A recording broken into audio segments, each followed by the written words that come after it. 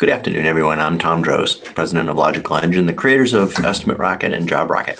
EstimateRocket is cloud-based mobile and desktop software that enables service contractors to manage their projects from lead to paid, generate professional estimates on site, create proposals, work orders, and invoices with a click. It also includes automated email marketing, scheduling, and contract e-signing, and credit card payments. And JobRocket is a manpower planning and scheduling tool that works hand in hand with EstimateRocket once you land the projects. It's a must for contractors managing multiple crews and forecasting manpower needs months in the future. Good afternoon, everybody. My name is Tom Drost. Welcome to our success webinar. Today we have the pleasure of having a guest speaker, Tom Reber. Tom's a Marine veteran, the man who leads the contractor fight. He's also the host of the podcast and the former owner of a successful residential painting company outside of Chicago, creating millions in revenue. He's also the co-founder of the Contractor Sales Academy, where his team helps contractors reclaim their time worth. Today's webinar is called Take the Walk Down the Profit Path. And Tom today is going to talk a great deal about what you can do to boost your profits. And I think that's obviously a topic we can all appreciate and relate to. I'm going to pass the presenter over to you, Tom. Welcome, everybody. I appreciate you being here, Tom. Thanks for having me again. And yeah, listen. Today we're gonna talk obviously about profit. And guys, you know, at the end of the day, it doesn't matter how much revenue comes in the door. Obviously, that's a factor to things, but you got to have a certain amount of revenue to have a certain amount of profit. But the most important thing in any business is profit. And there's really two types of profit in my mind. There's the financial profit and there's relational profit. And so some of the things that we're going to talk about today cover a little bit on both of those. But before we start taking a walk down the profit path, it's probably a good idea for us to know that this is important stuff. Okay, don't be like the dinosaurs, all right, and miss the boat here. Pay attention. Hit the replay later on if you need to. Or whatever. Hey, Titan, Dan Sims, good to see you, man, from OKC. But guys, you know, terrible feeling. You ever feel like you missed the boat on something? So don't miss the boat on this.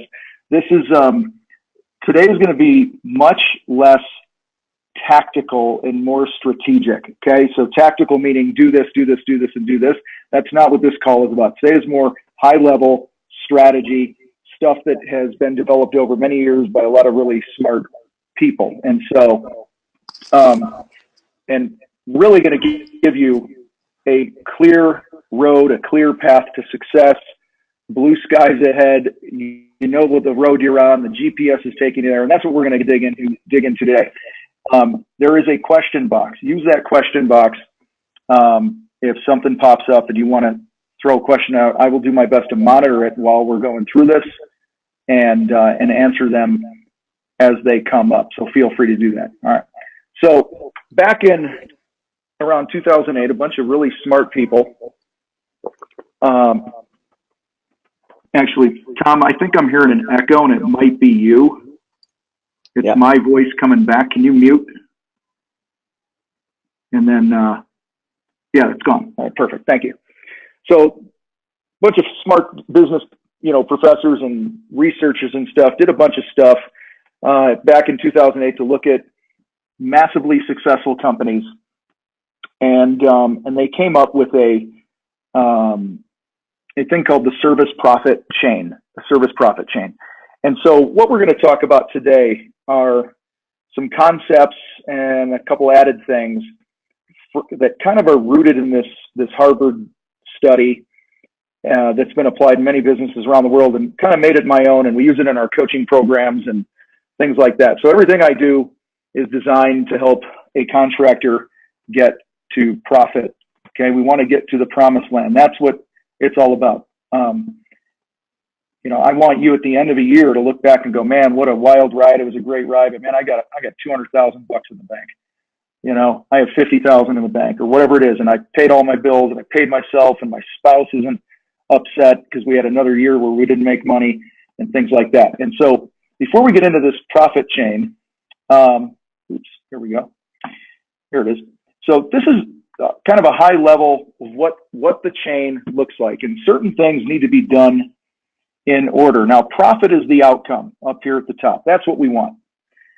But unfortunately, a lot of times, you know, when I do group workshops and things like that, I print out pieces of paper with these words on them, and I have 9 different people. I have 9 people stand there, and they got to put themselves in order, you know, in order of the process. And so I've kind of outlined it here for you, what it looks like.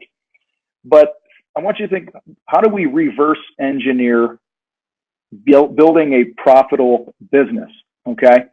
And the number one thing, and we're going to go through each of these briefly, some faster than others, and I'm going to camp out just on a couple of them, but everything starts with your leadership. Strong leadership will drive a strong culture. Okay. A strong culture will satisfy employees. When employees are satisfied, they're loyal and they stay. I don't know if you can see the bottom there. There it is. Okay. And loyal employees are actually more productive. So it's possible that you can have employees that are doing decent work and they're semi-productive, but they're not real satisfied. And, you know, the right offer comes along, we're going to jump ship. Well, you want to get them from just being kind of happy to super loyal. And then when they're more productive, our quality and value that we provide actually goes up. It improves. Okay. And when that improves, the client is satisfied. Then the client is loyal, and that leads to profit. And then the cool thing is then you have profit to reinvest back into the business, create stronger leadership in yourself and the people that are on your team. And the cycle continues and continues and continues. Oftentimes when we have pain or problems in our business, you know, we're not sleeping well because we're not making a lot of money, the phone's not ringing, can't find or keep good people, I'm arguing with my spouse because she's been telling me for the 3rd year in a row that I need to put my resume out and go back to working for somebody else. Everything I've just shared with you was me and has happened to me, and I've lived through it.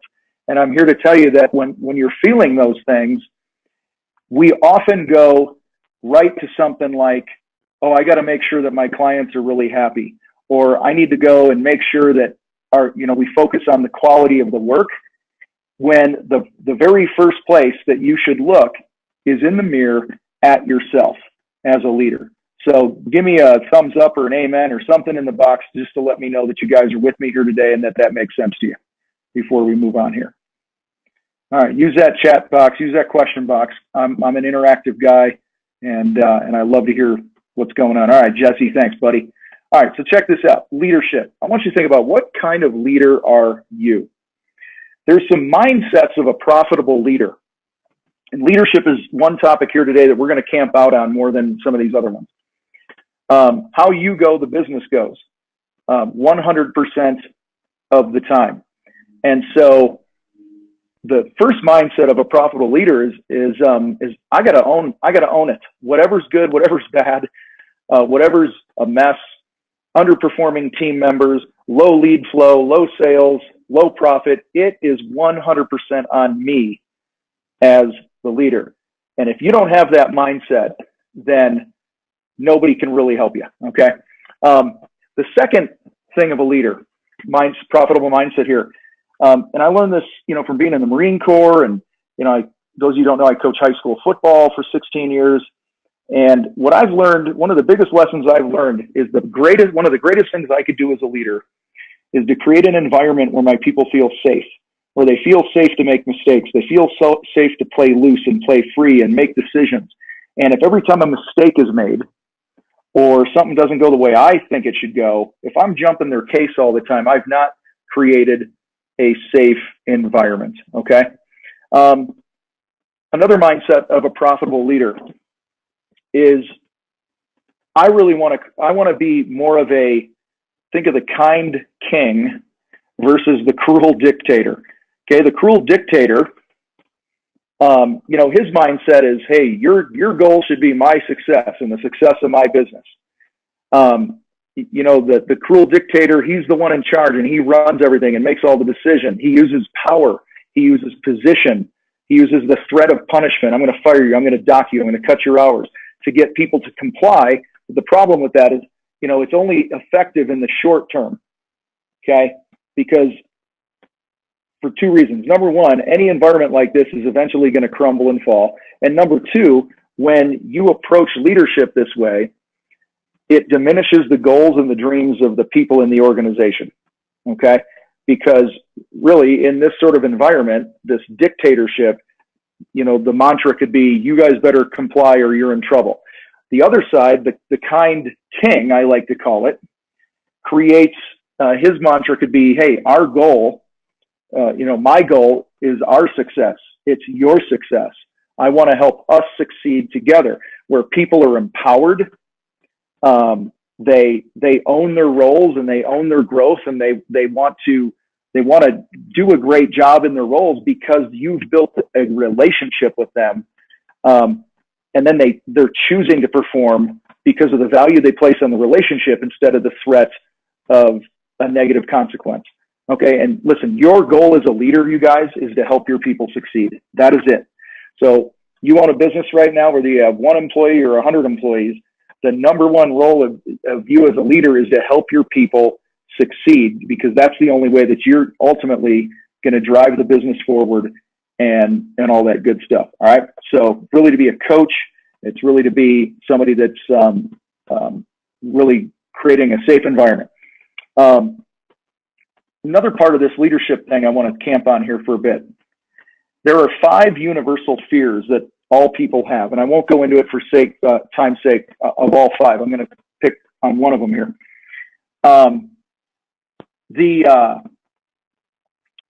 There was a study done, again, by a bunch of smart dudes, and they studied all different cultures and all different ages of people and blah, blah, blah, blah, blah. They came up with 5 universal fears that we all have. And one of the fears that all people have is the fear of chaos. We hate chaos.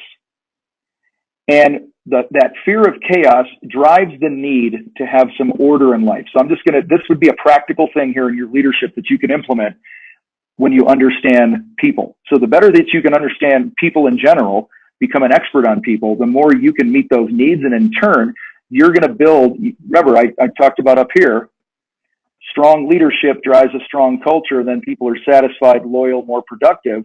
Okay, this is what we're doing right here. This is some of the practical stuff to get you there. All right, so an example of this, let me ask you guys, let's use the chat box, get ready to type away, get your thumbs ready or your fingers on the keyboard. What are some ways in your company right now that chaos shows up? I'll give it about a minute here, 30 seconds to a minute for you guys to type some stuff in. How does chaos show itself in your company? What does it look like?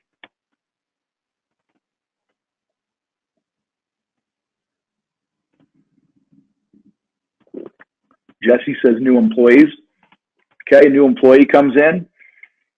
Okay, unpredictable job market. Okay, so let me talk about new employees. Okay, unsatisfied customers. Okay, I'm going to go a little deeper with you guys. All right.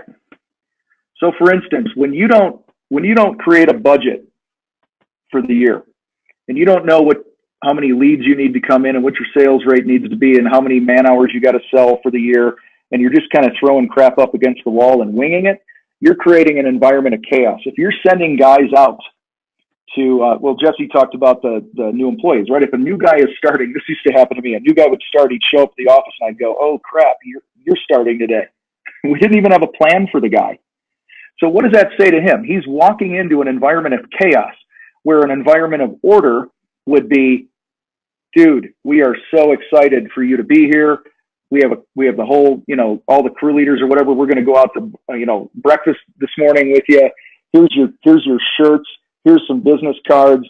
When we get back from breakfast, we got the next inning laid out for you. That is an environment of order. And when people feel order, they're more likely to be satisfied. This is one way that you can meet those needs. Okay.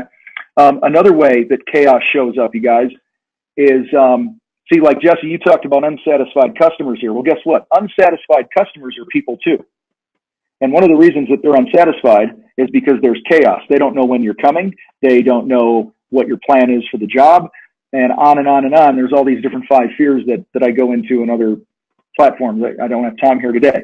But guys, the more you understand people, whether they're your own people or they're your clients, and you can meet these needs, okay, you are more likely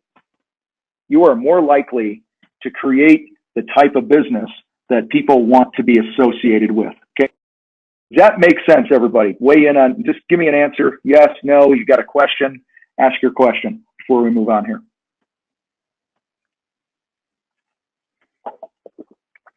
Okay, so yeah, you have control. Okay, chaos with your crew. If you're not giving your guys a work order with man hours attached to each task and what the plan is and what the expectations are, if you're meeting to get everyone on the same page, these are all ways that chaos shows up. And here's the other thing. When people leave your company, they normally don't leave for money. They blame money, okay? Or when a customer doesn't hire you, they usually tell you, oh, you guys were too much money. Those are just BS answers because they don't really want to tell you the truth. The truth they want to tell you is, I don't trust you.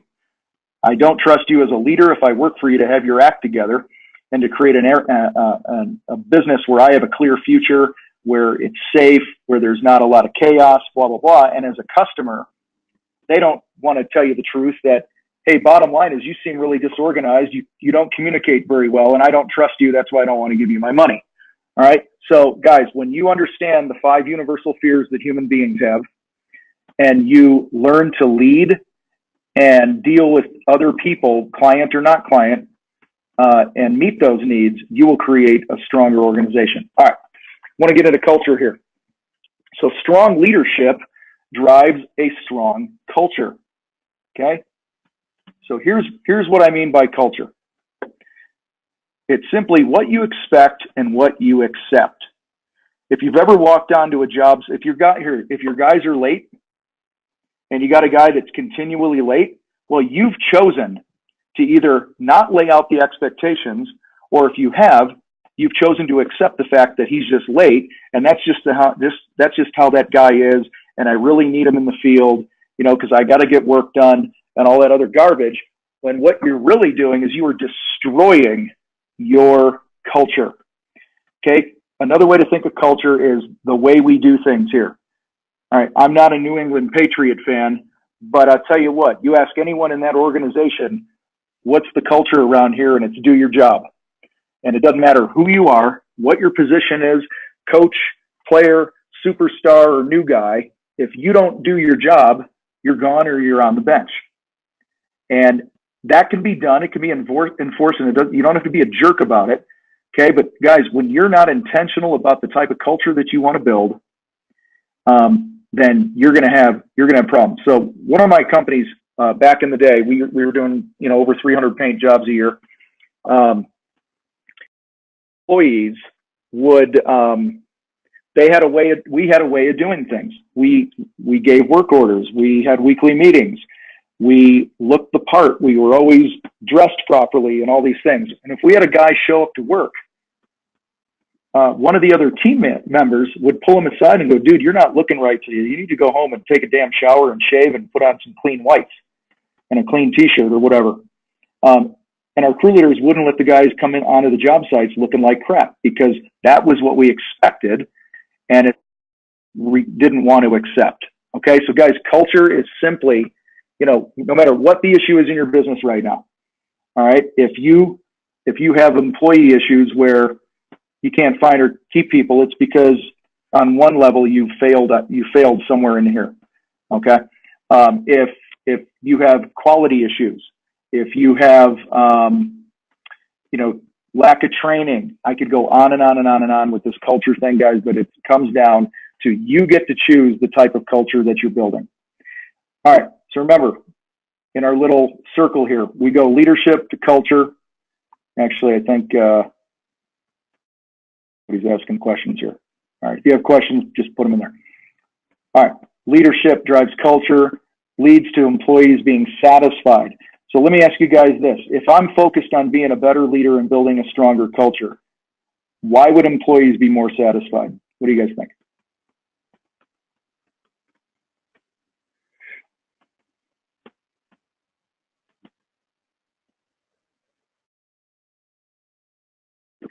Anything?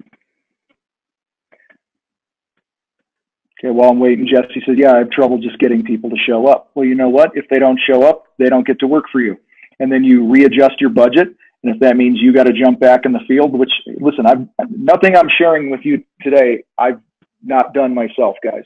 I would rather work by myself and be profitable and protect my brand and build a strong company than put up with a bunch of knuckleheads that are going to sabotage that. Okay.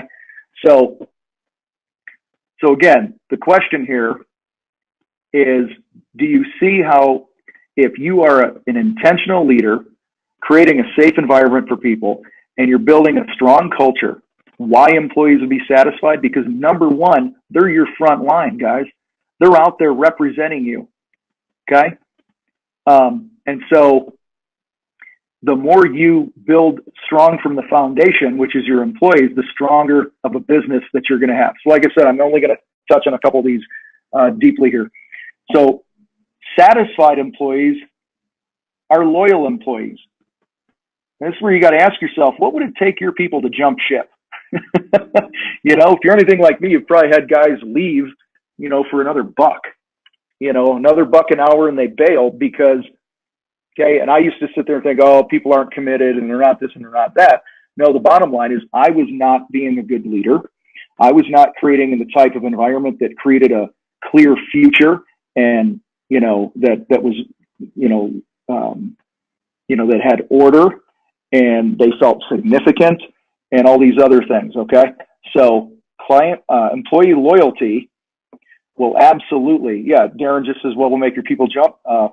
Leave is lack of work. Absolutely. That comes back to you. We covered that in the beginning of the call. Okay. If you don't have work on the calendar for your people, it's your fault. 100%. And usually what happens is you don't have enough work on the calendar. A lot of guys will do this. You will hire more people than you truly need. All right. And then you run out of work quicker, where if you just ran a leaner company and created an environment where, you know, Mark is saying here, guys think it's okay to show on Mondays and leave, not show on Mondays and leave jobs hanging. Mark, if you're getting that, you've tolerated it. The first time it happened, you tolerated it. That's the culture you've built. All right. So guys, there's so many different things here that all come back to you as the leader. And let me just call a quick time out here. Two things. Number one, not everyone is designed to run a big company, and that's okay. So if you run a 1 or 2 or 3 man company and you're happy and you're freaking profitable and you like the pace of your life and you got good guys and they have a future, then run that business and feel good, feel proud about it. All right. That being said, I truly believe 80% of the contractors that are in business right now should not be in business. You should not be in business. And I'm not talking to anyone on this call necessarily. I'm not calling you out. But if I take 100 home improvement contractors right now, line them up, I could scrap 80 of them and throw you back in the workforce because you don't have the commitment. You're not disciplined enough. You're choosing to not do the things that successful business owners do. You know, I tell my football team all the time, I said, guys, before we could start talking about winning games and building a strong program, you got to do the shit that winning teams do. And winning organizations, guys, okay, back here, winning organizations focus on leadership and culture, and they build a strong team, okay? Then they put a strong product on the field and satisfy the client base, okay? And if you're not willing to put the work in up front here, then do yourself a favor, do your family a favor, and stop being in business for yourself, okay? Because you're just prolonging the inevitable. You're going to end up going bankrupt, going out of business, driving yourself crazy, getting to be 50, 60 years old, and you don't have a pot to piss in because you haven't been making any money for 30 years. All right. This is how you make money. This is what I'm telling you. So if you're not willing to do this stuff, you're better off, working at Home Depot as a manager for 50 grand a year. All right. So when people are loyal, they're more productive. They get more stuff done. Okay, some of you might have been in the room. I've shared this story a few times. Guys, I fired 7 employees in 20 minutes on a job site. I had 12 employees, and I fired 7 of them in 20 minutes. Okay, because I finally woke up and decided not to tolerate certain things in our culture, and I got rid of all the cancerous cells in my business. And I was left with 5 guys, and those 5 guys, I immediately gave 20% raises to on the spot, and they produced more. And we made more money with those 5 than we did the 12. Okay. So please trust me on this. Take care of your people. And it doesn't mean you kiss their butt, but you create an environment of structure and order, give them a clear future, show them what you expect. And when they don't follow through on it, they don't get to be on the team anymore. And I promise you, the ones that stay will be the right ones that stay, and they're going to be more productive for you. All right. So it's been a few minutes since I asked for an amen. So we all good with that? Amen. Yeah, Tom, or you're an idiot, Tom, or whatever. Give me something in the box. Let me know that you guys are still with me. Okay. Big amen, Tom. There you go. So, guys, this is big stuff. Because listen, every single day, because of my podcast and the other things that I do, I get emails from guys like you, from guys like me that have built $1 million businesses and are only paying themselves 40 grand a year. Okay. Guys that have been in business for 20 years, 25 years, and have no more than $1,000 in their savings account and have no retirement in sight. I see guys getting, disrespected all the time. Contractors. I had a guy reach out to me in our Facebook group yesterday where he made a post that his wife is a GC and he's the spouse and he's in the group and he's like trying to help her out. And at the end of the day, if she doesn't want help, it ain't ever going to change. This is the roller coaster you're on. And so, guys, I've seen it over and over and over again. I promise you, if you focus on these strategic things and these mindset things, because this is all mindset that I'm sharing with you right now, you're going to put another $100,000, $200,000 into your bottom line in your pocket at the end of each year. The money is there waiting for you. But see, we're focused on all the wrong things. You go to other contractor groups, you hear other guys speak, and you look at their Instagram feeds, and they're all talking about the certain, nail gun they're using, or the paint roller, or the paint sprayer. Listen, buy great tools and all that other stuff, but quit thinking it's about the tool. Quit thinking it's about the paint. It's not about that stuff. It's about the people. It's having clarity around where you're going, having clarity around what kind of culture you're going to build, and then doing the consistent work day in and day out that it's going to take to be able to win when you get on the field. All right, so employee productivity. When our people are more productive, they do better work. When our people are satisfied and loyal and they're more productive, they're happier. And happy people they do better work. Guys, we used to get so much additional work and repeat business and upsells out the wazoo because my people were happy. They were good human beings. They were making great money. They were clean. They were this, they were that. And customers loved having them around. They weren't threatened by them because we didn't allow them to smoke. We didn't allow them to look like crap. We didn't allow them to leave a mess. And we didn't do it in a dictatorship way. We did it in, hey guys, there's 19-year-olds driving $300 million submarines in the world right now under the water. I think you guys can run a job site and do it, proficiently here. If a 19-year-old is driving a damn submarine. I mean, crap, when I was 21 years old, I had a radio in the Marine Corps. I was a squad leader and I was calling in air with a $40 million jet. They gave me a $40 million jet on the other end of a radio, and I got to tell it where to drop bombs. And so if guys in the military can make decisions like that, then your guys can darn well make decisions on the job site. Okay, but there's one big problem is you don't get out of the way as a leader. Your hands are in everything. You micromanage when instead you should go, here are the outcomes I want. Here's the training. Here's the resources that you need. And this is what I expect. And if you want big boy money, you do big boy work and report to me so that I can be freed up and go work on the bigger picture stuff. Okay, guys, happy people, satisfied, loyal people always do better work. And that will drive, that will command higher prices for you. Okay. When somebody says to you, gosh, you're $500 more than everybody else. Okay. You can actually not give a crap because you know that you can't do awesome for cheap. Okay. So when the value and the quality is there, the customer satisfaction is there. All right. So let me ask you guys a question here. Use the chat box. Okay. Get your fingers ready.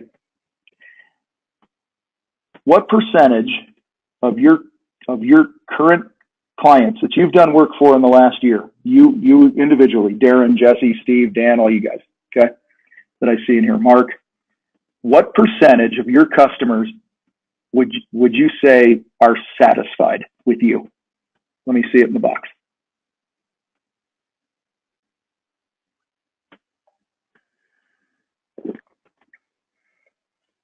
Jesse says 90. Darren says 95%. What else? Tom says 95. What else we got here? 90, 95, 90, 95. Okay. Well, guys, I hate to burst your bubbles, but the Rand Corporation, they're a big consulting firm. They did a long study across all industries, every industry, construction, home improvement, IT, healthcare, whatever, every business, every industry. And there's two numbers here,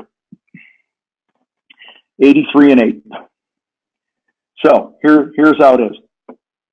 83% of business owners, on average, believe that they're giving amazing service to their clients. Okay? When in reality, when polled, clients, only 8% of the customers feel that they received a great service and are satisfied. Let that sink in. So here's the thing. You're basing the 90 and 95% that you all shared with me on the things that are important to you. We do really good work. We don't use subcontractors. We have insurance. I have a nice truck. I called her back. Okay? When in reality, okay, I'll give you guys a little more. Okay? I'll say, let's just bump it up to even 20%, from 8 to 20. Let's say that in your industry, you're at the upper echelon. Only 8% of them are truly thinking that you're kick-ass. When honestly, the other percentage of them, they could take it or leave it with you. Okay? And they'll hire somebody else next time for a couple bucks less or whatever it is, because you have not focused on providing an amazing experience. Okay? So doing this high quality work that we're talking about here, guys, has actually very little to do with the actual work. When I hire a professional, I expect the work to be done right. Okay? I expect it to look good. I mean, and that's not unreasonable. Okay? I 100% expect, if I'm going to hire a painter, that they're going to come in and paint the bedroom and the lines are going to be straight. There's not going to be paint on shit and whatever. If I hire, an IT guy to come into my office and fix my printer, I expect that the actual work is going to be done right when I hire a professional. And most of the things that these people, the 83 and 8, the 8, complained about had nothing to do with the quality of the work. It had everything to do with how they felt. How were they treated? Did the employees creep them out? Were they dirty? Did they smell? Was a dude hitting on their teenage daughter in the backyard or whatever it is? Okay, listen, crazy stuff happens. And guys, we're in the home improvement industry. We are incredibly more intimate with our customers than probably, other than healthcare, right? We're pretty darn intimate. I mean, I used to, if you're a painting company, I just use that because it's my background. I'm putting a guy who's, 30, 35, 40 years old into some guy's teenage daughter's bedroom to paint the thing, right? Think about that for a minute. I better not be creepy. I better not smell. I better not be wandering around other areas of the house. And those are the things that people complain about. Also, back at the top here, when we talked about this, we talked about chaos. Customers, if they don't know when you're coming, you didn't communicate. Oh, we had a customer meet, or we had a company meeting Tuesday morning, and we're going to show up to the job site late that day. If you've not told the customer and given them an update, and your foremen are not keeping them in the loop and letting them know, hey, these first couple days, you're not going to see a whole lot going on. You're just going to kind of see some, like an explosion went off in your backyard. But I promise you, on the third day and the fourth day, it's all going to come together, and you're going to have a beautiful water feature, or whatever it is. Okay. When you provide for your customers order instead of chaos, then that experience goes up, and they're going to get closer to the number that you think are satisfied. All right. So a satisfied customer leads to a loyal customer. Now, I kind of touched on this, but we talked about this with your employees, but what will it take for your clients to bail? Okay. What will it, think of it this way. Like I want to be the only option in my client's mind. And I could build the most beautiful deck, patio, put on a great roof, paint a room, build a water feature. But at the end of the day, so can a lot of other guys. In fact, one of the things that really sucks about the trades is the guy who we call the low baller, who doesn't know his numbers, doesn't have insurance and all this other stuff. A lot of them do really nice work. Okay? And so, guys, if you want your customers to be loyal, you got to come back here to the very top of our profit chain, and you got to focus on your leadership, and you got to drive the type of culture where your strong foundation of people. And I know you're all going, oh, I can't find people. I can't find people. Here's the thing. They're out there, and they're not going to be attracted to a company that doesn't have their shit together. Okay. A lot of the winners out there won't ever give you the time of day because you're not focused on the things you need to be focused on as a business owner. Like Darren said, I think it was Darren, I have up and down work, right? I don't have a full calendar. But whatever it is, that's on you. Why the heck would a winner want to come work for a company that's up and down every year and there's no consistency of work and there's no future? Okay, so I don't want to hear anyone talking about, oh, the people aren't out there, they're not out there. I don't know what city you live in, but it probably has more than 50,000 people, and you're going to tell me you can't find 3 that you can bring on and lead and guide and train and pay well and give them a future? Absolutely you can. They're out there, but back to the top, we talked about you got to own this crap, okay? And things ain't going right in your business, it's on you. So loyal customers, okay, that client loyalty means they're going to pay more money.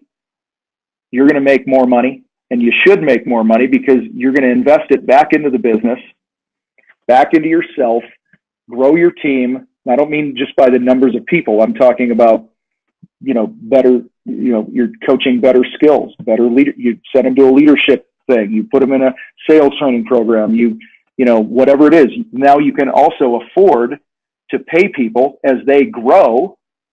You can pay them more money to take things off of your plate so that you can focus on the other areas of the business that will even things out and give consistency. All right. So what will it take for your current clients to bail out? Guys, at the end of the day, it's on you. Okay. But customer loyalty is not the first thing that happens in the profit chain. It's the last thing. Customer loyalty, okay, will drive everything, because when your customers are delighted, not just happy, but absolutely delighted, they're going to tell the world about it. They're going to tell their friends, because this sort of experience for them is so uncommon, and you're not going to provide an experience for them that's kick butt like that unless you follow the process that we laid out today in the profit path. All right. So what do you do now? What do you do now? You know this. What do you do now? I'm going to give you one bit of advice. I want you to sit down as the leader in your business, and I want you to create a vision. I want you to think 3 years from now, what do I want my business to look like? 2 to 3 years from now. If 3 years is too much, do a year from now. I don't care what it is. But get super clear on where you want to go. What do you want it to look like? How much money do I want to pay myself? How many jobs do I want to do a year? And remember, guys, here's another thing. You cannot grow yourself into profitability. A lot of guys try to grow to get profitable. If you can't be profitable when you're small, then you're just barking up the wrong tree. Okay, so figure out how you are going to get profitable right now, today, because it can be done. And when you do that, you get clarity around that. The rest of everything falls into place because you're consistently focused on those things on the profit path that we were talking about. All right, so with that, I'm going to open it up for any questions, Tom. If people have questions for the next couple minutes, fire away. And with that, we're good. I think Tom's voice is making a weird noise. Do you guys hear that? It's like gargled, and I can't hear you if you're talking to me. Is that better? Yeah, there you go. Okay. Cool. Yeah, great talk, Tom. Kind of business for sure. You bring up some great points in every business, and interestingly, you talk about being profitable at any size. And that's one of the interesting things about our business, in the software as a service business, is a really slow road. Building customers, $25 a month at a time. And so, we work really hard to be profitable at every level, because I agree, you want to be profitable all along the way. There's no point if you're not making money. Absolutely. So John asked if we're able to watch this again. John, that's up to Tom if he's putting the replay out to 10. Okay, cool. Yeah, this is absolutely being recorded. We'll shoot out an email and get it posted up on our YouTube channel. If you do get a chance, go to youtube.com and search for EstimateRocket and subscribe to our channel. Anytime we do new videos, we publish them on our YouTube channel. So if you subscribe, you just get an email notification when they're available. Cool. You still see my screen, the spreadsheet, right? Yeah. Yep. All right, Tom, you just talked about, being profitable, one customer at a time and blah, blah, blah, and being patient. Guys, I want to show you something here. If I have 100 customers, all right, and I'm the average contractor, and I'm making, a 30 to a 40, maybe 30 to 40% gross profit, I'm going to make X amount of money. Okay. If you turn around and with those same customers, you double your prices. If you guys doubled your prices tomorrow or today, okay, and let's pretend half the people say you're a moron, I ain't doing work with you. You doubled your prices. Now you can offer a better experience. So you will actually make more money with a client, okay? When you double the prices, you give them more attention and all this other stuff. So in theory, you could double your prices and lose half your clients, raise your gross profit a little bit, and make as much or more than you were doing with 100 clients. So I just wanted to piggyback that, listen, we all think that I got to add more customers and hire more guys. No, you need to be a better leader, create a better experience for your own company and your clients and all those other things, okay? So you cannot grow yourself to profit. You can, once you're profitable, then you can flip the switch and the machine takes over, and I'm not going to get into that right now. Okay, so Mark asked, what are some things you implemented in your company that made you stand out from the pack? Listen, we would do, somebody would send they'd set up a time, to have an estimate done, and we would shoot them a video and send them a video. And I'd be like, hey, I'm Tom. I'm going to be the guy knocking on your door tomorrow at 10 o'clock. I'm looking forward to meeting you. Here's my cell number if you need anything. And, by the way, here's a link to a couple articles of how to get your house ready for a paint job and what things kind of cost and stuff like that. So I used content a lot, Mark. Inbound marketing, blogs, videos, things like that to differentiate, because it established us as the expert, and experts get to charge more money. I was often selling my services at 50 to 100% of what my competitors were. So that trained the crap out of our guys. We were very intentional about everything that happened. And we tried, it was like our foreman had they had permission to not take a job on if we didn't give them the right paperwork. If they didn't understand what the clear outcome needed to be for the client, how many hours were, anyone in the business could call a timeout and say, hey, this ain't working. We'd send our guys out to do a pre-job meeting and meet the customer and, things like that. And so we would address a lot of things. Setting expectations is huge, but man, start with just, being open and honest. We started it in the sales process. What I teach now in our sales academy is that we talk about money and expectations before we even go out and do an estimate. We don't go do estimates for people. And if you want me to come out and do a consultation, then you're paying us. And clients appreciate that because it stands out. You're different than everyone else. Jesse says, I lose a lot of jobs when I bid them over the phone, but I'm saving time. Should I be going to their house, selling the job at no cost? So yeah, I just kind of talked about it. Listen, the goal is not to sell a job over the phone. The goal is to set expectations. So, Jesse, let's say, I would have people send you pictures and you go, what are you looking for? And I don't have time to get into it now, but when you learn to do it properly, by the time you get to the money, they're good with it. And if they're not good with it, you shake hands, you move on, and you save yourself several hours of running around. But the goal is not to sell over the phone. The goal is to establish, hey, does it make sense for us to take the next step and meet in person? And, you know, because if I'm thinking $5,000 and you're thinking $1,000, you know, then we just shouldn't, we just shouldn't meet. It's just not realistic.